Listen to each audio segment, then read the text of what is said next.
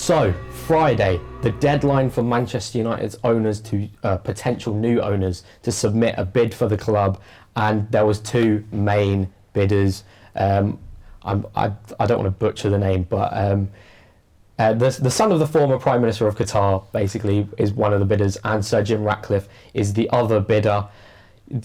There's going to be a lot of talk about this in the next couple of months. I just want to get all of your thoughts on the potential new owners. Well, let's get your thoughts. You're the Man United fan. Yeah. If you didn't know, the Qatar bid is pretty much 100% of the club. And Sir Jim Ratcliffe's bid is only 69%, which is the amount the Glazers own. Yeah. So they're just trying to take that amount. In my opinion, I tweeted about it. Like I'm very morally split in this instance, because on one hand, I think I want the club to improve.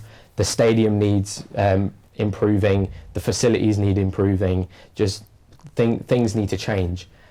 But on the other hand, as someone that was sort of a bit 50-50 about Qatar hosting the World Cup, we have obviously Rainbow Devils, which is our LGBTQ plus group. It's very, very 50-50 at the minute for me.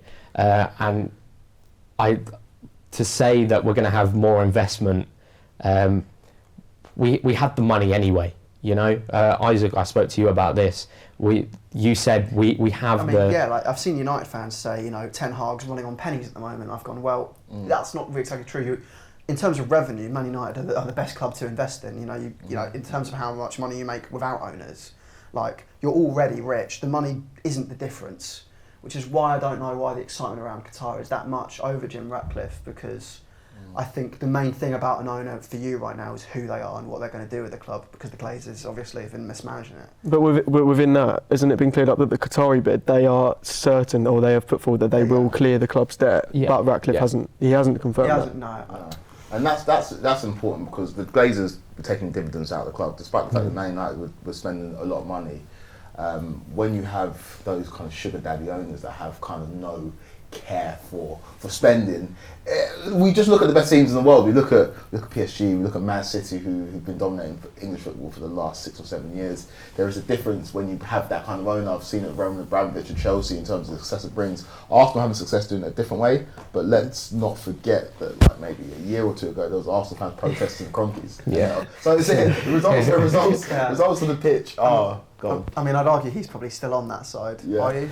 Why should it be forgotten just because we won a few games? I agree. If you're gonna moan, I'm more kind of thinking, maybe trust the plan, because the plan's going the right way. Right. It's a manager's game at the end of the day. The Glazers have been in charge for donkey's years. The Glazers was in charge when Alex Ferguson was in charge. Exactly. He did still win 3 league titles in a row. He did still go to 3 Champions League finals, winning one of them. It's about the appointments made. I think Manchester United have been poorly run from the top down. In terms of people, the directors of football or the managers, it's just not been right. And if you create or you make those right appointments, then you're gonna have success on the pitch. But it's about whether you want somebody who can come in and spend an endless amount of money. You don't have to have any worries about the stadium being developed. Because like I say, Man United are very, very rich, but why hasn't the stadium been developed? Yes. Yeah. There's things that these state owners can do that these business people can't. Jim Ratcliffe, I'm sure, had the purest intentions, but he doesn't have as much money as the Qatari royal family. Yeah. So it's a difficult one morally. It's a hard one, because I'm speaking to somebody who Roman Abramovich introduced us into football, and I've seen us win so many trophies on the back of it. But it's tough because, like you say, you've got the Rainbow Devils. There's so many geopolitical issues with bringing in owners from the Middle East, so you just kind of got to weigh up and see what, as a football fan, what you're happy with and what you can stomach and what you can chin. Well, what should you put it down to? Should you put it down to, which owners is least worse in terms of human rights and what they've been getting up to, or do you put it down to who would you actually rather run your club? I think it's just a hard one for all of us. Maybe those two things come hand in hand, but I mean, the thing is, if you look at it from a business perspective, their bid is better, because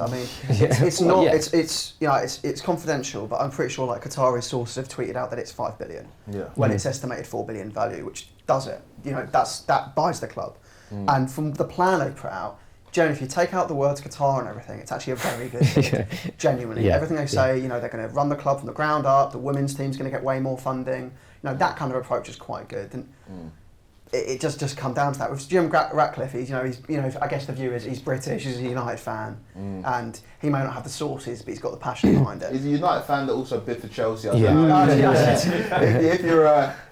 can understand why some United fans. I don't get United fans who are changing their Twitter names to have it with like Qatari flags. I just don't. And I didn't get it when there was Newcastle fans when they got new ownership running around Tyneside with tea towels on their head. Do you know what I mean? I don't think these things should necessarily be celebrated. It is just by the by. We love football. You're not going to stop supporting the team because new owners come in. You've got an affinity. You're tied to that team for various reasons beyond ownership groups. It's a tough one though, but it's a rat race right now in football. If you look at all these, look at how many teams are up for sale. Like Chelsea were bought within the last year or just over a year.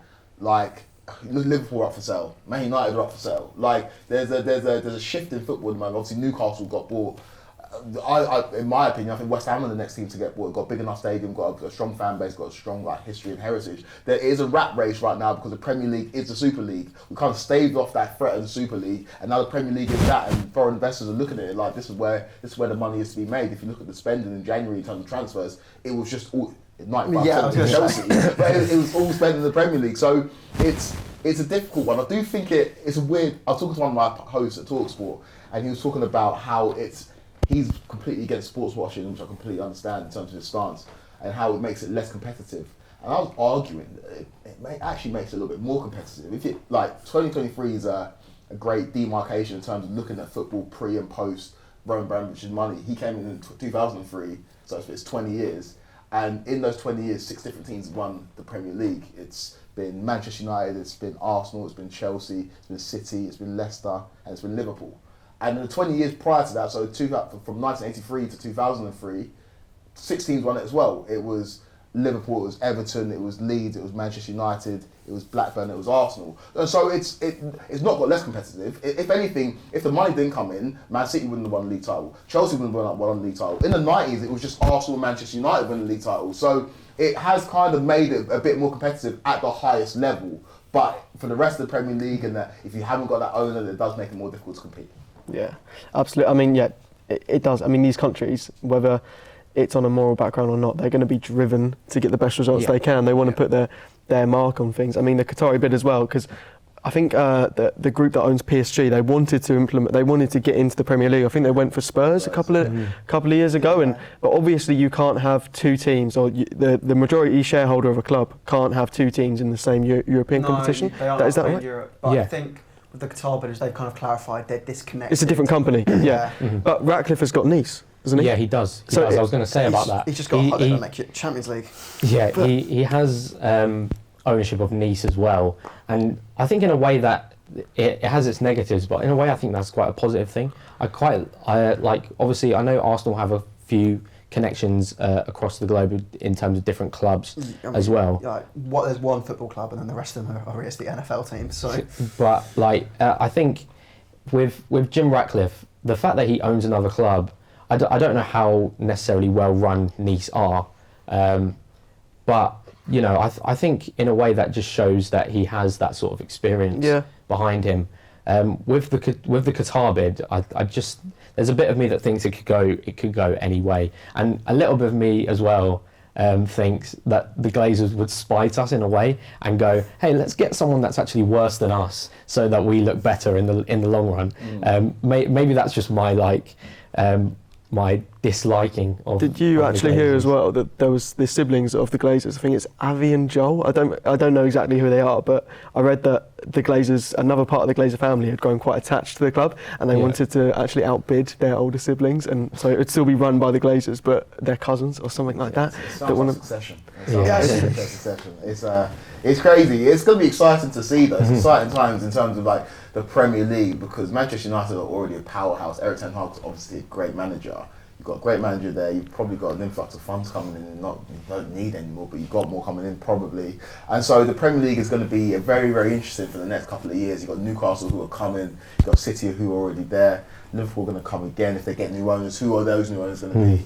And Chelsea have got seemingly an endless pot of funds. So I'm not too sure where the Premier League's going to be in 5 or 6 years, but it's going to be exciting. I can imagine if whoever gets Manchester United, the sort of loser in this race will go after a team like Liverpool, and then Well, like Ratcliffe did in Man United and Chelsea. It does start a domino effect. And I mean, from my perspective, it makes me a little bit anxious because I look at this season and go, even though I think my club's doing well, and I think it's going to keep getting better, it's almost like win it before the race becomes not 2 teams, 5, 6. Like the title race, if Liverpool get their funding, Chelsea progress a bit more, it's ridiculous, and it means like the only big 6 team waiting for that big dump of money is kind of Tottenham. But that's probably not going to happen with their owner, is it, with Levy? I feel like we don't know enough right now. As time progresses, we're going to know more and more about what these people or groups or whatever are trying to do with the club. I just want to know, each of you, if you were in this situation, who would you want running your clubs? What? So I'm doing it from a Manchester United perspective. I'm not the Glazers. I'm Manchester United. Yes. Okay, right. Well, I think I'd want. Right. Okay. Be honest. Be honest. Be honest. I don't know what's better, money or experience in football. Because like the Qatar are going to bring in more money, but then Ratcliffe's been with Nice. I think I'm going to go with Ratcliffe because I like the idea of he's going to put Manchester back into Manchester United. I like that a lot. Okay. I mean, the thing is, the football experience is good. The fact that he's British and he has that perspective is good. But the fact that the Qataris are paying off the debt, which is all you've talked about for a year. You've talked about we've got owners who take money out of our club, and the fact that they could literally solve that problem like that and then just have it no longer an issue. The fact they can wipe away all your problems and look forward.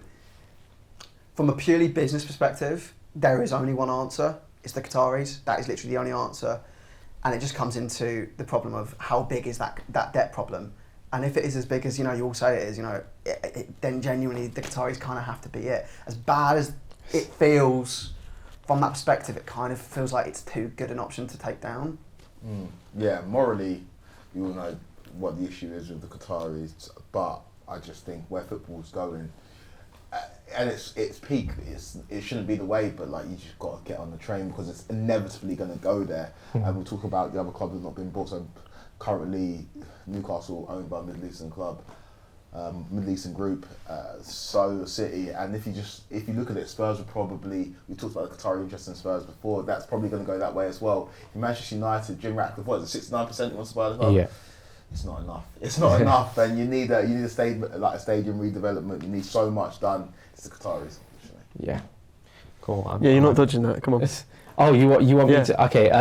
Well, it's hard because, like I said, morally, I'm torn. I think Someone's got a gun to your head right now. For me, I want to know more of what Jim Ratcliffe has to say. I do want to know more of what he has to offer, because I mean he is one of the richest men in Britain. There's no sign pointing to he can't get rid of the debt. Yeah. I just don't think we know enough about him right now. I think if he can guarantee that the debt is gone as well, I think he's probably the better option for a overall standpoint.